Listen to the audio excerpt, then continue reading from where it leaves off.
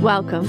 I'm Harmony Slater, your host of the Finding Harmony podcast. Over the past 20 years, I've taught thousands of yoga teachers and students to explore the intersection between ancient wisdom and modern everyday life, using mind-body practices to heal, awaken, and manifest their dreams from the inside out. This podcast is a sanctuary for those feeling overwhelmed by life's challenges. Are you ready to jump in and discover how these challenges aren't actually in the way, but are the way to finding harmony? Let's invite the magic back in. Hi, I'm so excited that you are joining me today on the Finding Harmony podcast because I'm sitting down with a beautiful woman who I had the great pleasure and good fortune to meet a couple of years back. We were in the same coach training program, the Mastery Method by the Institute for Coaching Mastery by our teacher, Alyssa Nobriga. And it was a very in-depth course where we got to know each other really well. And we worked together a couple of times in different sessions, holding space for each other. And I really wanted to introduce her to you because she has so many beautiful gifts that we're going to get into today. So hello, Bhavya. How are you today? Hi, Harmony. I am wonderful, and thank you so much for having me here. I love the name of your podcast, Finding Harmony, because I think we all are trying to do that. So thank you for having this beautiful platform. Oh, thank you. Yes, indeed. It's universal, isn't it?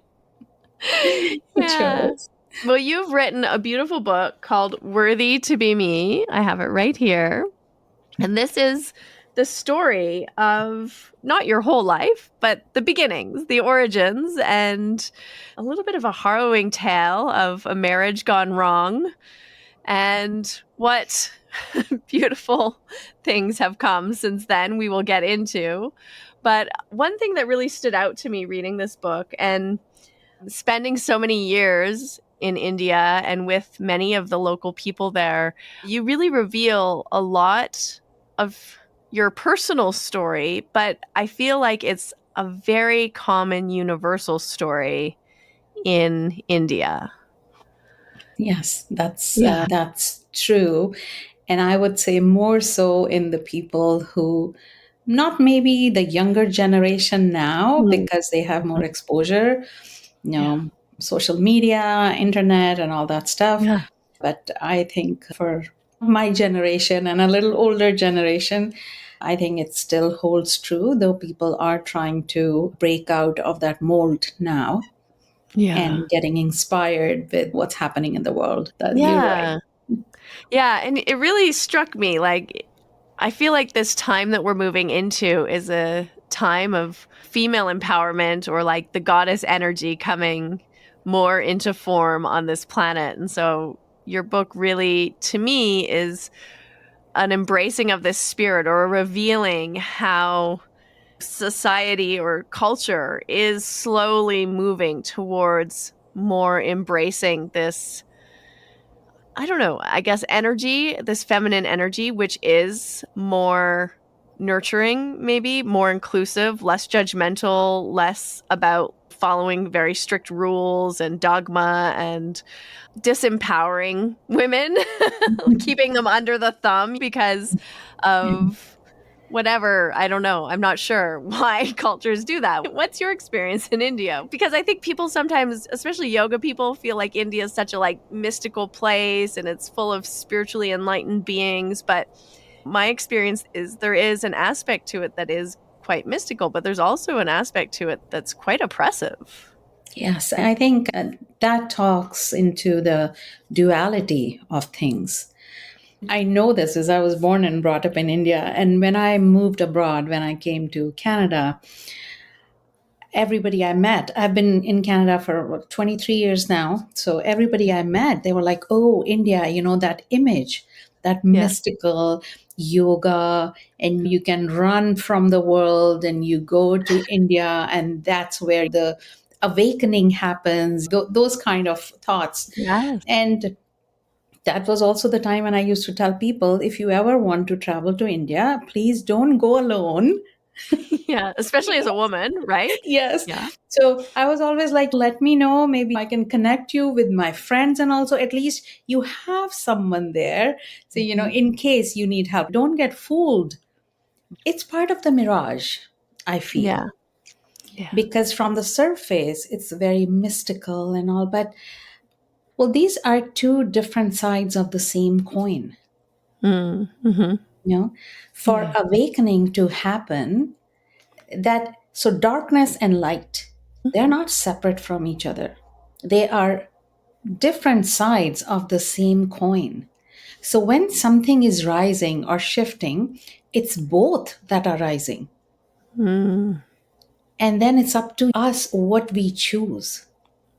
Yeah. So if we get attracted towards darkness, then that is what will come into our life.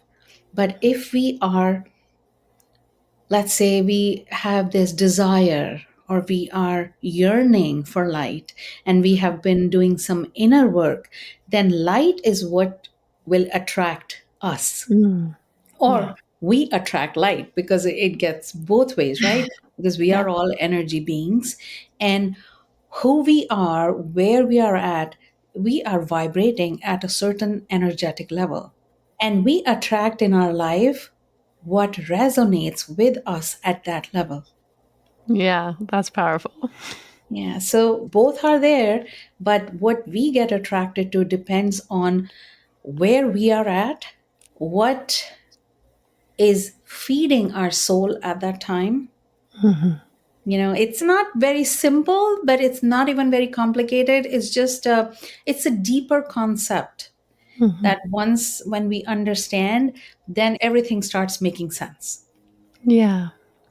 I'm curious because I also believe this, but then I think of things and I can hear maybe objections of skeptics who say, well, how do you account for child abuse? Mhm, Because children are beautiful, innocent beings, and mhm, yet sometimes terrible things happen to them. In your story, in your book, in your mhm, autobiography, you speak of your own experiences with this. Like, how do we account for that when we think of, like, yes, as we raise our vibration, we're also mhm, energetically kind of entering a field where things are matching both, mhm, but maybe darkness and light, mhm, which mhm, is interesting because sometimes I mhm. think we put light up here and darkness down here, but darkness can vibrate at a pretty high frequency too, right? Yes, absolutely. Absolutely.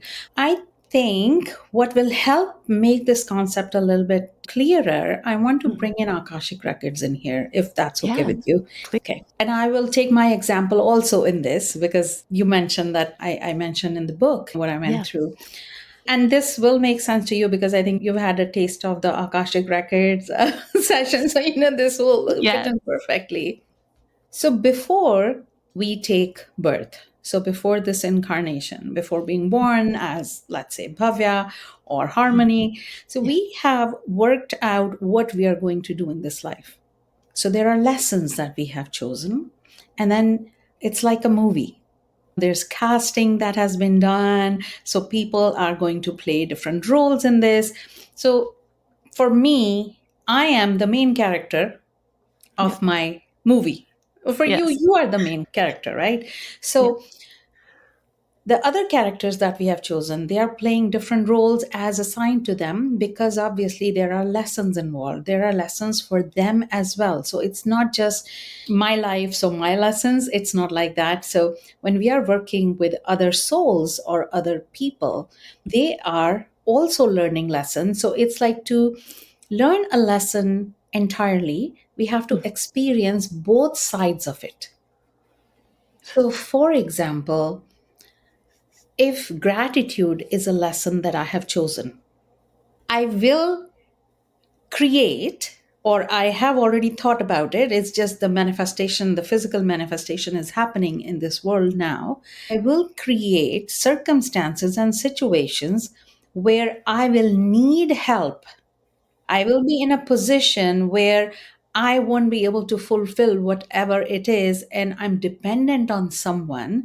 So when they are playing that role, They are fulfilling their role, and that gives me an opportunity to learn gratitude. So, to be able to learn the lesson, we have to live the opposite of it. I know initially I used to get very perturbed by this because, like, why is so much wrong in the world? Why is there darkness and all? Because when you see people suffering, then you feel bad and you're like, I wish I could do something. And then you also feel, well, what's happening with the universe? Right. Why do we have evil people? Why do we have bad people in the world? And then one day I realized, and that is what helps me. So that's where I kind of find my balance and go into my, the Zen state, is that I don't know their life. I don't know the lessons they have chosen. I don't know what they're working on. Mm-hmm. And that means I don't have a right to judge what they are doing. Yeah. If someone looks at my life and thinks, oh, but you didn't do anything wrong, why were you abused as a child? What I can say is that through these experiences, I used to be a people pleaser. I was always, because I grew up in the culture where you have to be a good girl, because if you're not a good girl, you will not get married into a good family. So girls' lives was the life depended on being accepted into the society, into a good family. If you're a good daughter, a good wife, a good mother, Yeah. that is your identity, and you are nothing else outside of that. And if you are thinking too much about yourself, then you are being very selfish. It's very Yeah. individualistic, because the girls grow up to become women. So Yes. the women are the ones that are meant to keep the family together. They are the nurturers, they are there to take care of the family. And that also means that they need to sacrifice their own needs, Yeah. because serving others makes you a better person. Right. So, this is the time I was born in. This is the culture I was born in. And I did everything I was told to do because my identity depended on if I am getting the approval. And if I'm approved, then I belong. And we all, humans, they want to belong. And that's where the family, the society, community, that's where everything comes from. So that was what was in play through these experiences. And there were several things that happened, which I mentioned in the book. Yeah. So through those, I actually found myself. So the biggest lesson for me in this lifetime was actually to find who I was, Mm. because my identity was tied in with these roles that I was to play in the family in the bigger scheme of things. Yeah. So after going through all of that, I to come out on the other side and stand strong. And the beautiful part in all of this harmony is that once the lesson was learned, everything, all of these people who were playing these roles, everything that was happening, they dissipated. They just fizzled out. It was like once I was on the other side, I was on the other side. There was nothing that was pulling me back or dragging me into the muck again. It was not like that at all. Yeah. And once I saw the growth that I had experienced, once I saw, I had no idea. Like, people at times said, oh my God, you did this. Wow, I wouldn't have been able to do it.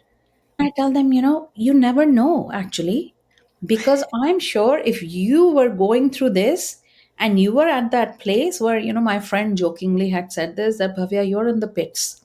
You cannot go any deeper. Yeah. From here, you can only go up. Yeah. They say that when you hit rock bottom, the only place to go is up. Yeah.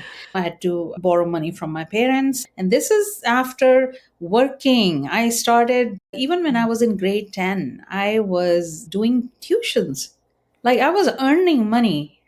And at that time, girls didn't do that kind of thing. Yeah, that's something that really struck me in your book, which was And I've seen this in India so many times. The women actually taking care and working and earning money for the family. Yeah. And the men, for some reason, are unable to do this. They just kind of often spend it or go drinking and lose all the money or gamble it, or there's all kinds of kind of ways that happen. But especially a certain maybe class of Mhm. Indian families and people Mhm. is every housekeeper I had was a woman who was supporting her family. Every babysitter was a woman who was supporting her family. Yeah. It was just like the workers Mhm. were women and their husbands were like not really involved in equal partnership financially. And Yeah. it really struck me in your story. That was also a part of your experience Mhm. of in a culture that, you know, wants women in one respect to stay at home and in the kitchen and taking care of the family. Mhm. There's also this other kind of dichotomy that happens where the women are the only ones who, because they need to take care of the family, they have to also like work outside of the home to Yeah. take care of the family, and then also they're expected to take care of the family in the home. Yeah. No, it is there. I think it is there even now to some extent. And I feel this comes from a place of the men or the boys were always placed higher in Mm, rank than girls or daughters. So the sons were always considered better than daughters. yeah. And the whole reason being that the daughters were more like they're born to us, but we're going to marry them off to someone. So they don't belong to us, they belong to somebody else. Until Right. that time, they are not married off. We are just their caretakers. We're taking care of them. But for the Yeah. boys, it was always that, oh, he's the one that is going to, our next generation depends on the boys because the boys are going to stay at home. The girls are going to, if we are comparing, Yeah. so one is moving out, the other one is going to stay here. And the boys were also expected to take care of the parents. Right. And that was the whole, I think, the cultural idea behind this that Mhm. gave the boys more authority at home. Parents listened to the boys more because Mhm. they were like, he is the one who's going to take care of us in our old age. Yeah. So that preferential treatment was always there from the beginning. Yeah. It took some time, like my parents, even when they came and visited me while I was married, Yeah. they never ate or even water, was like, no, not from my daughter's house. Right. And even, yeah, because it was a cultural thing that you Yeah. give to your daughter, you don't eat at their place. So Right. every time they visited, they always came bearing lots of gifts. Yeah. So never empty handed.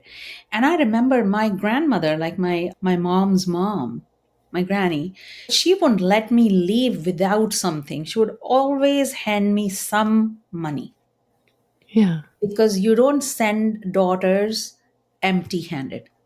Right.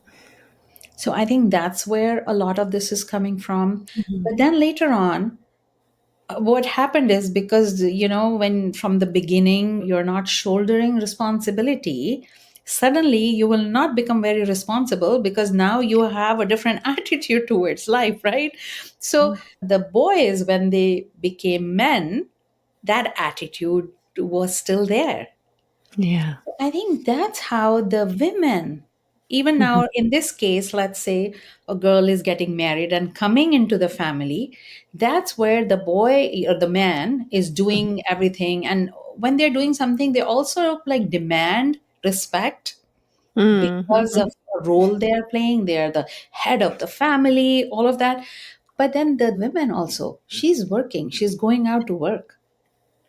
And Yeah. so it's a double whammy for her because she has to listen to her bosses at work Yeah. because the women were treated a little lower. And I mean, we know Mhm. this. Even in Yeah. North America, the women don't get paid the same salary that men do, right? I Yeah. mean, it's there all over the world. But in some cultures, like I would say in India, this was more predominant, right? Yeah. So now the woman is doing everything, of course, childbearing is also the woman's responsibility. If there are no children, then something has to be wrong with her. So, starting with a wife, a daughter in law, and then later on, mother, those Yeah. roles, plus she has to be good at work too. So, there's a lot of responsibilities, lots of hats that the women wear. And the men kind of are more like, oh, I have done this, or I have done my part. You have to. Even I find it very funny, Harmony, because so many of when I see Indian families migrate, Hmm. when they come to Canada, I hear it from people. Still, the men refuse to cook. The men refuse to do the dishes because they still want to be treated like they were back home. Yeah. But in India, at least there is help. There'll be somebody coming to do the dishes, somebody coming to do the cleaning and all. But here, the women have to do all of that, plus the job, plus the commute, plus taking care of the family, the children, make sure their homeworks are done and all. It's a lot. Yeah, it's a lot. And Yeah. many times the men are like, okay, let's go back to India then because I can't do this. Yeah. Yeah. It's fascinating. I mean, there's so many interesting kind of cultural differences in many ways. And like you say, in India, like having someone come and help cook meals or basically just cook the meals is very common. Having a Mhm. housekeeper or cleaner who Yeah. comes in maybe every day or every other day is very common. And Mhm. it's such a blessing when you're in the position to be able to hire help. Yeah. It's very, yeah, very nice as a woman. I know. It frees up time to do things that you want to do, right? Yeah. But back here in North America, it's not quite the same. Yeah, I am the housemaid, I'm the dishwasher, I am Yeah. the one who's doing laundry, everything. And I'm the boss, and I like all those roles, like whatever you're doing, you're Yeah. everything. So, Yeah. Yeah. yeah, yeah, Yeah, it's a lot. It's a lot. But times are changing a little bit. Yeah. And I think as women, more women step into their yeah, power and their leadership and start creating, like you say, those positive boundaries, doing our own inner work around people pleasing and yes, needing to belong or be liked and yeah, starting to support each other in a healthy way instead mhm, of, I think, as you were speaking earlier, this older generation who's like always trying to keep everyone in line, right? Like mhm, trying to make sure the women stay in line and don't step out of line. yeah, And I yeah, think we're entering a different time where women are learning to support each other in maybe a little more positive and healthy ways, I hope. yeah. No, I'm seeing a change, and it's actually beautiful to watch that. And on that note, Harmony, I want to mention one more thing. So this obviously it's my life story. So this book was sitting in me for Yeah. decades, and I couldn't bring myself to complete this book. I started writing it in 2008, Yeah. and I wrote a chapter or two, and I remember I read that chapter to my mom, Mm. and her reaction was, "So, we all know that.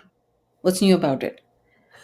Now, she was coming from a place because again, it's a cultural thing that don't share it with people, Yeah. then you'll be judged. So, more Yeah. like on terms of don't wash your dirty laundry in public. Yeah. That's one reason why I've never written a book is because I'm afraid of my mother. So, I wrote one or two chapters, and then once she said it, it's like, when you open, the cork is out of the champagne bottle, and then somebody puts it right back. So, Yeah. that's what happened for me. And then I just sat, I didn't write it anymore.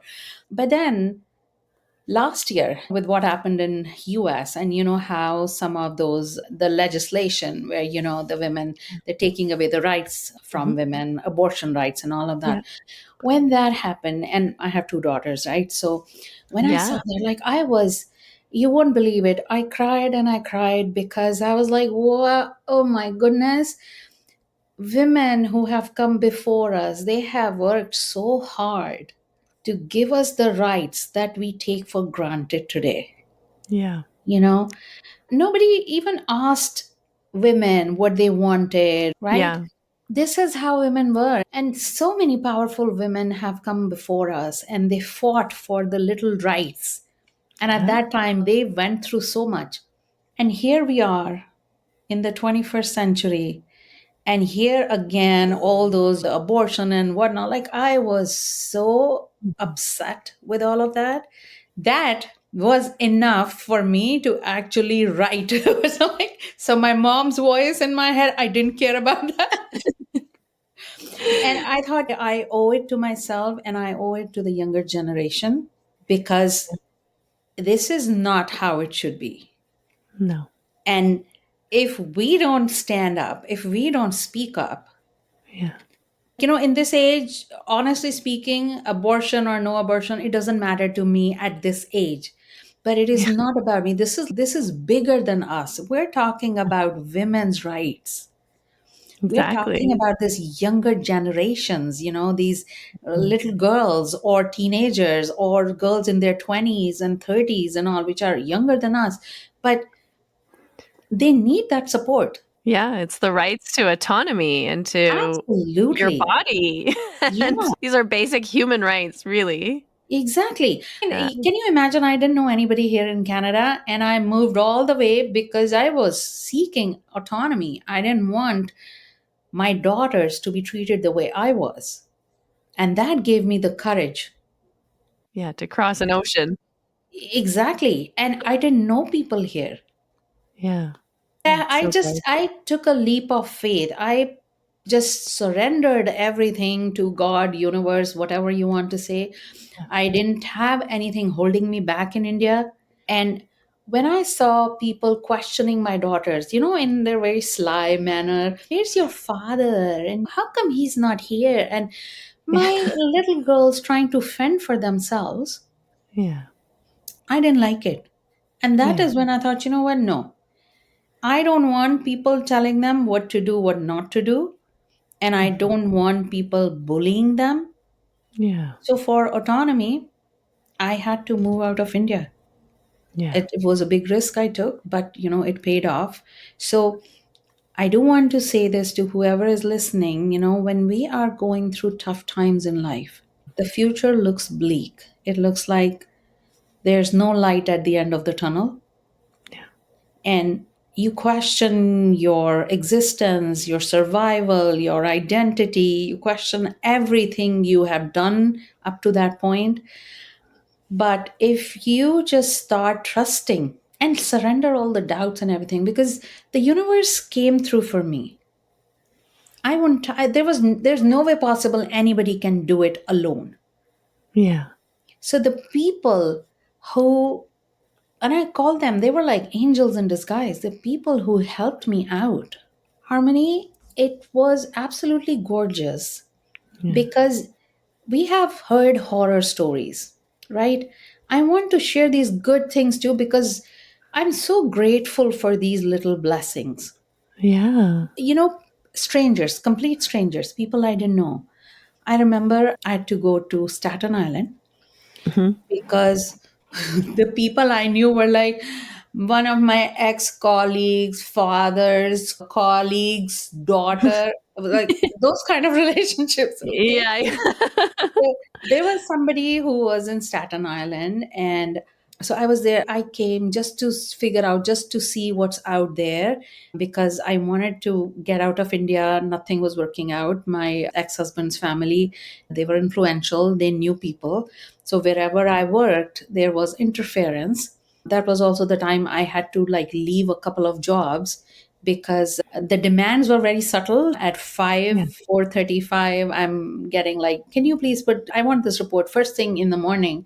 And Right. there's no way possible for me to get that report because I have to contact global locations and Right. get information and then feed that into an Excel sheet. So, Yeah. not possible at all. And so, there was a lot of this going on. So, I saw that it was not working out. And I'm like, I don't know, God, please show me a sign. What do I need to do? Yeah. So, I won't go into this now, but the way I got my visas and all, everything was a miracle. I got my Canadian visa first. Then, next day, I was like, wow, that worked. So, I went for my US visa. And the people there also, like, how the universe comes together. Yeah. I went for the interview, and the officer, she asked me, why you want to go there. So my reasoning was that my father, who was actually invited in Quebec Okay. to Yeah. speak, like his trip, everything was funded by the Yeah. university. So mom was accompanying him. I used to be a flight attendant. So I said, my mom is flying for the first time and she's scared of flying. So I need to go with her. Yeah. And the officer, she said, but you do know, you were a flight attendant. You do know that there are flight attendants on the flight. I said, yes, I know, but she will feel better if I'm Yeah. there. And she looked at me and she said, you do know how lame you sound. Oh my gosh. And I said, I know. I literally, it was like, because I knew, like, I said, I know, but it's my birthday. And, if I got the visa, oh my God, that would be the best birthday gift ever. I was genuine. Okay. Yeah. I walked out of there. And that was the time when, you didn't have to go through third parties. You had to just stand outside in a line and then you go in as you get Yeah. like, yeah. So that's how it was done in those times. And passport was given back. I didn't even open to take a look at it. I thought, yeah, she told me that it's lame, and I accepted that it was lame. So one of the other girls who was there for her study visa, she called out and she said, did you get the visa? I said, I'm sure I didn't. She said, at least open the passport. Yeah. Open the passport, and I had 10-year multiple entry visa. Wow. So, Amazing. these small things. Yeah. And then when first time I went to New York, that is when I was going to Staten Island. I didn't have a phone. And this is the Yeah. time when those pay phones were there. You put a quarter in and Yeah. Yeah. yeah, those were the phones. So before taking the ferry, she had told me to call her so she could come and pick me up. The phone was not working. I tried, but 2, 3 times the quarter just went through. So there was a lady, African American lady, who was Yeah. sitting there. Yeah. She noticed what was going on and she offered her phone to me to make a Wow. call. These are Amazing. like small things, but this was a long time ago, decades Yeah. ago, but I still remember that kindness. And then same way when I had to, because I was on a tourist visa, and then I went to Detroit to get a Mm. study visa. Yeah. I had no clue, didn't have internet access. I No. just took the Greyhound bus, overnight journey, like 4 in the morning. I reached Detroit, and I couldn't sleep on the bus. So here I was, like, very sleepy. So I sat in their food court, and it was empty. Obviously, nobody was there. I was Yeah. alone. I sat in the food court. I put my head down, and that's where I napped. And I woke Yeah. up when people started coming, and it became a little noisy. Yeah. Didn't have any appointment. I had no idea that I had to make an appointment. Yeah. I just went up and I went to the counter and I said, I'm here for study visa. So the person there said, do you have an appointment? I said, no, I don't. I didn't know. I came on the Greyhound bus from Toronto. And Yeah. so he said, oh, you have to make an appointment. I said, I had no idea. Is there any way I could see someone? So he went and talked. And then the supervisor, Mhm. she called me in. Harmony, you won't believe it. I had the interview Yeah. sitting in their sitting area, like on a nice sofa and everything. It was because it was nothing scheduled. Yeah. And she was very nice. So she interviewed me. And then she said, since you are here, do you want to go for the medical? So I was like, oh, Nice. I would appreciate that because I don't know when I'll come back, like, next. Because you see, I had Yeah. limited money. And Yeah. I Of didn't course. know, I didn't have any friends or anything. I was literally just, okay, oh, the Greyhound goes there. Okay, so that's a consulate. And I, like, this is how I was Yeah. functioning. Yeah. She gave me a list. She said, these are all the consulate Mhm. recognized healthcare providers or doctors. You can take this and see which one would be closer. Yeah. Now I go downstairs, I had to take a cab. So Yeah. on the side, I want to mention this, that even before I got the visa and all, Reiki is what I was doing. All of that was part of it. So it's just not Yeah. me blindly, just doing things. I was surrendering the whole situation and everything. Yeah.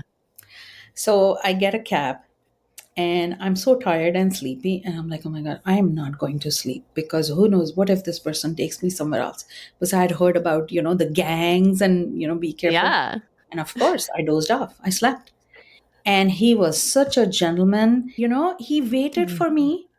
I had my Oh, tests and everything done. He waited. He brought me back. He dropped me off at the Greyhound bus stop. And I've never forgotten that guy also yeah. because to me, these were like angels in disguise.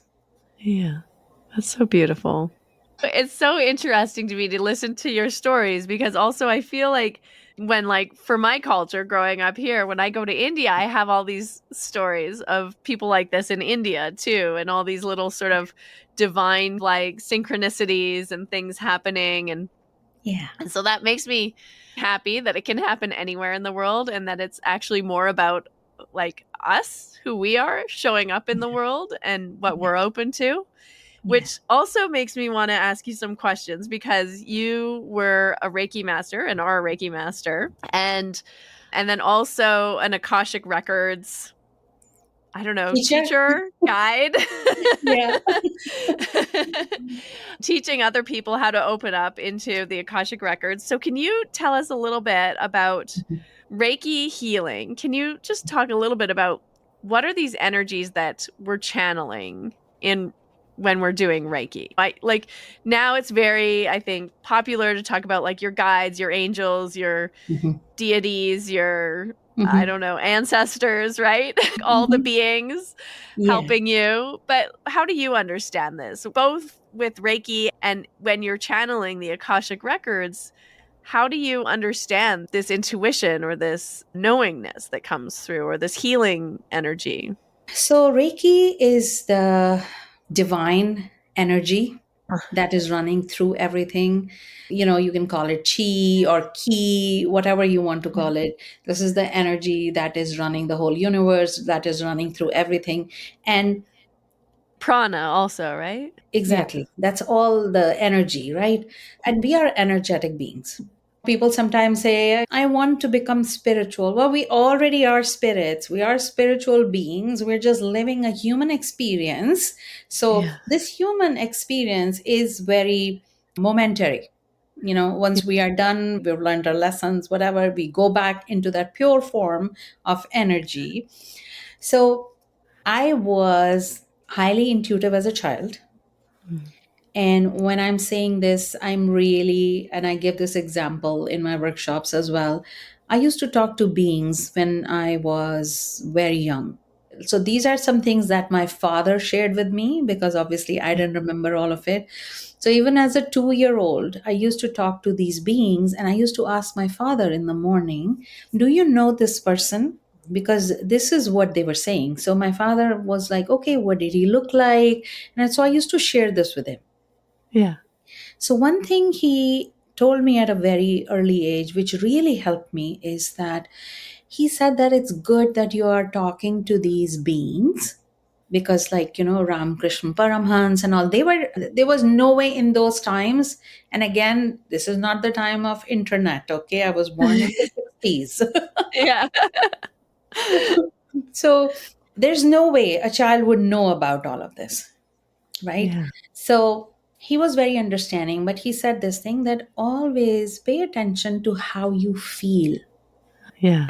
So when you are talking to someone, if you feel scared or if you feel uncomfortable, then you Mhm. don't have to talk to them.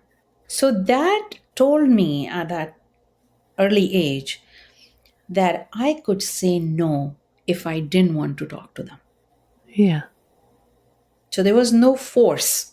So I think that was beautiful. My mother is not very into all of this. She's very practical.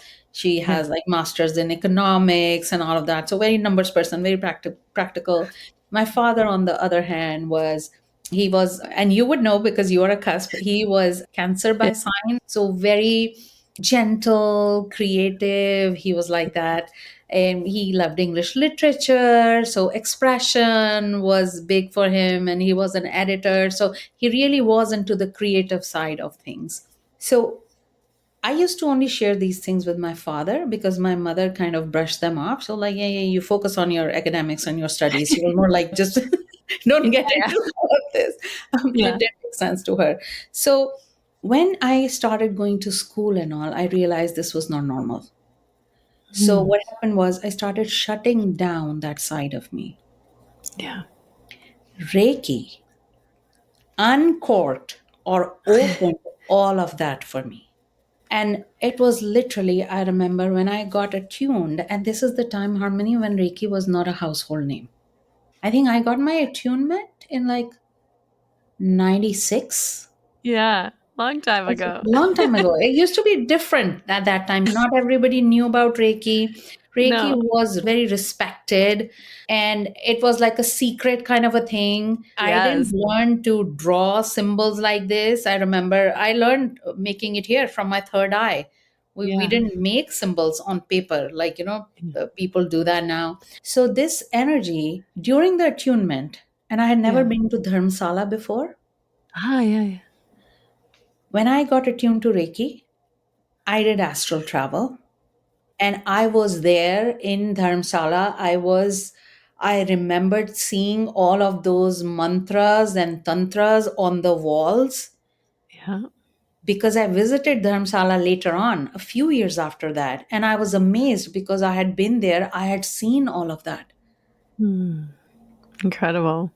And those were also the times when, after Reiki level one, they didn't allow people to do the level two immediately. Like you had to practice Reiki for 6 months at least. Then you had Yeah. to go back and then they checked the energy and they were the ones who said, okay, I recommend you were ready for the next step. So Right. this is how it was done. But in my case, after that experience, something just opened up in me. Like within 2 months, I went back for my next level Yeah. and things started shifting. Harmony, I actually started living by the 5 principles of Reiki. Yeah. Wow. I really imbibed it, and Yeah. it was something that just started flowing beautifully. So that is what Reiki did for me. So this one thing led to another. Reiki helped me with a lot of things. Actually, I was not even separated, and all of that happened after Reiki. I was trying to fit the mold, I was still going on. At that time, I was suffering in that relationship, but I didn't want to give up. So I was putting in all my energy. I wanted it to work out. But it Yeah. was after Reiki, actually, that this whole treasure chest of wisdom opened Yeah. up for me. And Akashic Records also came along. It was one of those things that just happened beautifully for me. Yeah. I used to do like a booth at the Mm-hmm. Whole Life Expo. And I had done with Doreen Virtue, I had done angel therapy because it's like, one step leads to another and things Yeah. just, it's like different pieces of the jigsaw puzzle just fitting in beautifully. I used to do these. And then Yeah. people started coming to me and asking me for Akashic, like, could you please teach me?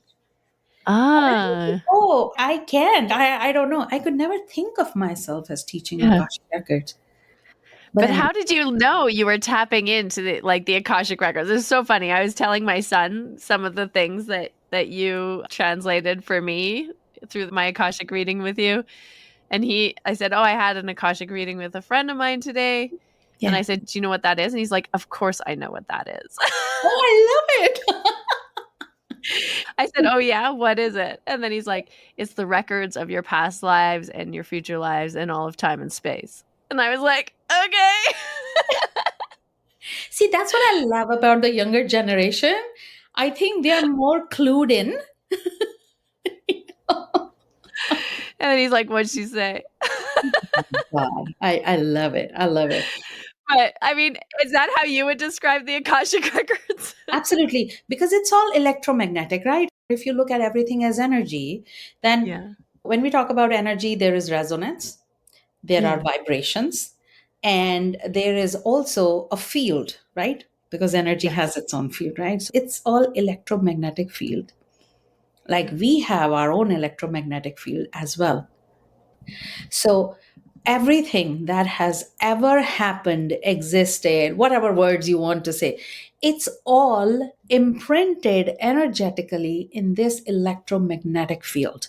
Mm. And that is what we tap into.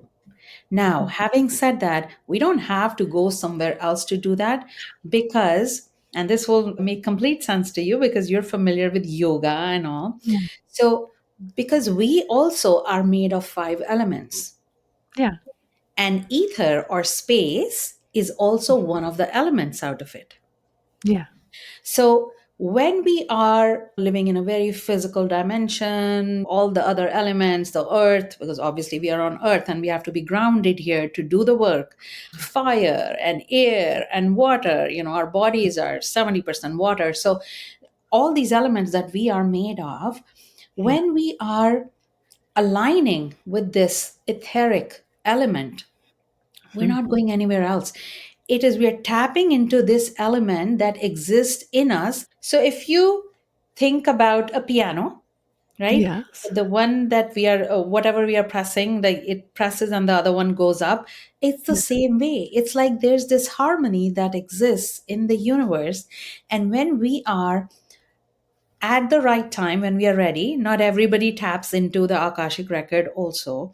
So when Yeah. we are ready and we are feeling called or pulled towards that, it's that the ether or the space element in us that is more prominent.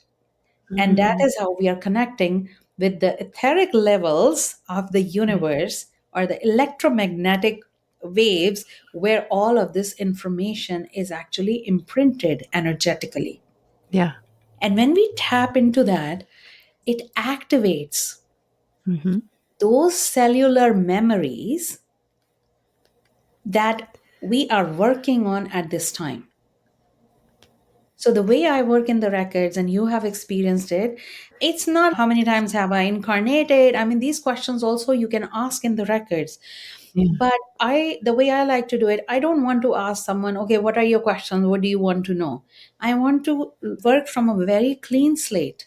And as I access somebody's records, whatever they need is what is given.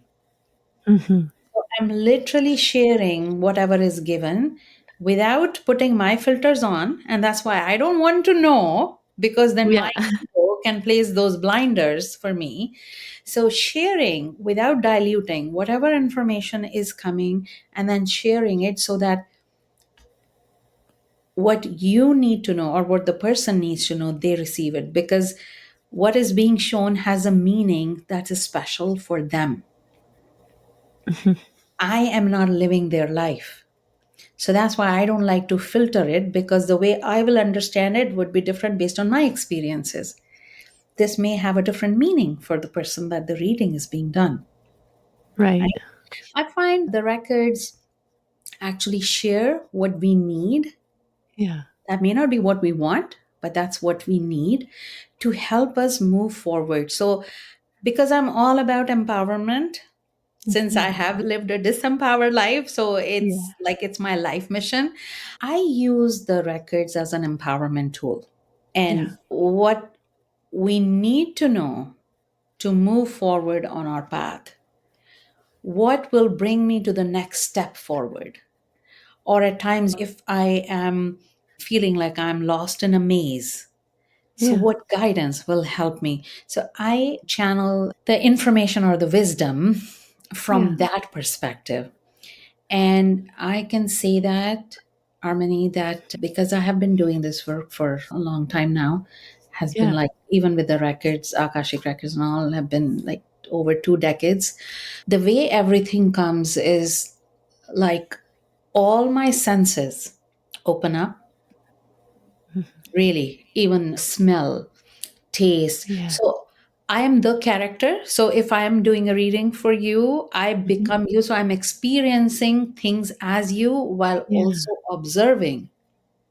Yes. Like a dream. That happens in dreams a lot where you are both in the dream, but you're also witnessing the dream. Yeah. But also all of these. So taste, smell, Mhm. hearing, Emotions, oh my God. There are times when there is so much emotion in somebody that I start crying. And if you talk to me at that time, or if you look to me, you're like, oh my God, you poor thing, don't cry. But it's because I'm experiencing this as them, as the person Yeah. who's reading, I'm doing. So Yeah. I feel with time, this has really helped.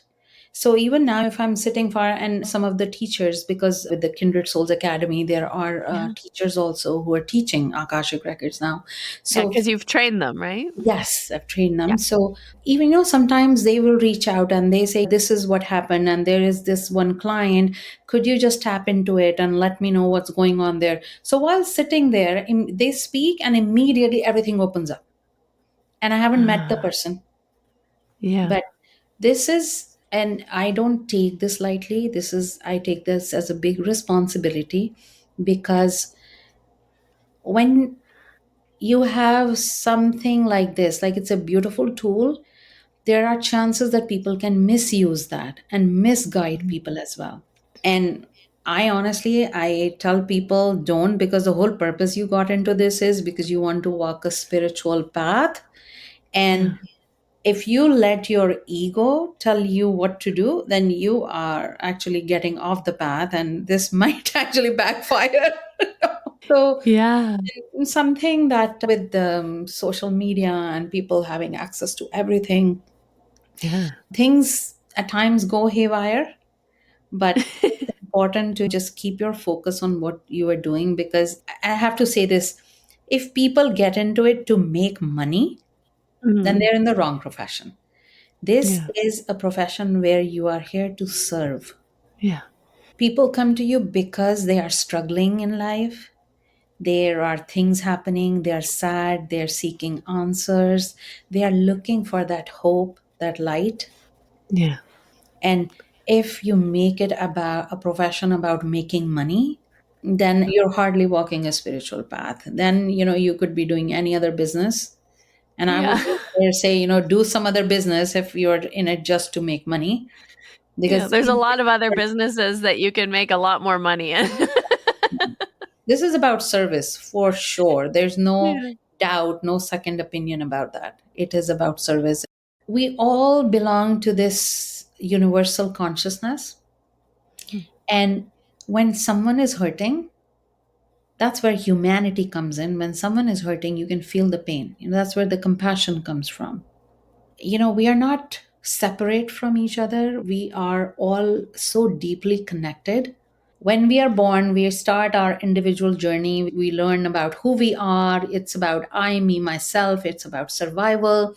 Initially you depend on your family and your parents for survival, but then okay, now I want to become independent. I have to get a study. I have to get a job. Now I have a family. So if you look at it, our journey starts from that family unit. We become individualistic because now you have to be independent. It's about survival. If you cannot survive, you cannot live. So that part, and then you go back into oneness. Yeah. And at the end of life, it is all about how, from where we started, we go back to that. We cannot Yeah. survive on our own. It is not about I, me, myself. It is about the collective. It's about us. We cannot do it on our own. So that's the whole journey. I love it. Yes. The longer I live, the more I realize that we just keep going in circles and like meeting ourselves again and again at the beginning. Yeah. And then oneness is such a part of us. Have you noticed when we do small acts of kindness? Yeah. Small acts. Like if you just see someone on a cold day, and let's say Tim Hortons, right?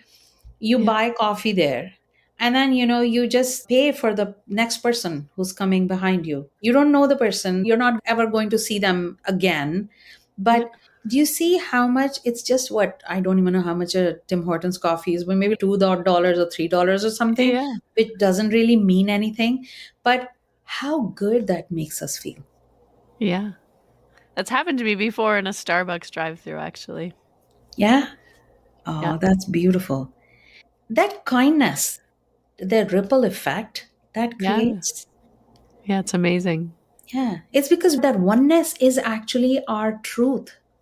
Yeah. That's who we are. That is authentic truth. Yeah. It's beautiful. Yeah. So, 100%. Tell everyone how they can find you if they want to work with you or find out more, get your book or book a session. How can they find you? well, people can connect with me at kindredsouls.com. So this souls is a Z and then S. So kindredsouls.com. If you're looking for Akashic Record and more of spiritual guidance, all of that work I do there. And if you're looking for coaching, we're lucky that we have Yes. certified as coaches. So if they want to work as a coach, and where I combine, because I also do Reiki, Akashic Records, I also do astrology, numerology. I'm a breathwork facilitator as well. And so bhavyagaur.com. So my full name, Yep. BHAVYAGAUR.com. That is also for coaching, where I do group containers as well as one on one. I do that through Kindred Souls as well, because I bring in all the neuroscience, psychology, all the sciencey stuff, and I Yeah. combine that with all the energetics. So Beautiful. to bring into wholeness wherever you are in life, it's not a mistake, and you are not here to suffer. Yeah. That's a myth. That's a redundant belief. You can change your destiny because you are creating it as you go. So please never ever feel that because you're suffering, you have done something wrong in previous lifetimes. That's why you're here to suffer. That's not the thing. As long as the awareness comes in, you have learned the lesson. And from there, you can grow because the universe is on your side, and you are here to grow, expand, and learn. You're not here to be stuck and suffer. That's a great takeaway message for today. Thank you so much for coming on as my guest and for just imparting your wisdom and your energy and your essence with us. It was such a privilege and an honor to have this conversation with you today. Oh, thank you so much, Harmony. It's always a pleasure talking to you. And thank you for this opportunity. Whoever is meant to connect, thank you for Yes, may being they that come. link. Yes, I'm open, and the universe is at work. And of course, harmony is at work to bring Yes. in harmony, because people are on the quest for finding harmony. So, Yes, we're all finding harmony together. yeah.